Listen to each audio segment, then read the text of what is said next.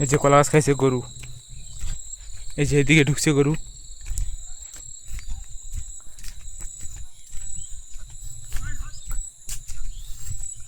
তারপর এই যে এই সেটটা খাইছে গরু।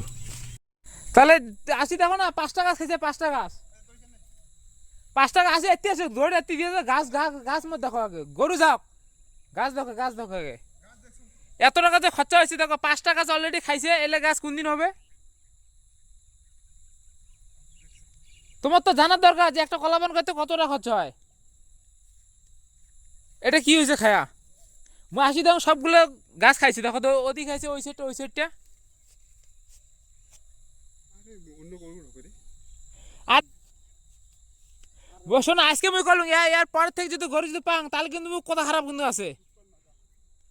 গরু অল্প তোমার অতি বান্ধব, সামনে বান্ধব জায়গা তো আছে।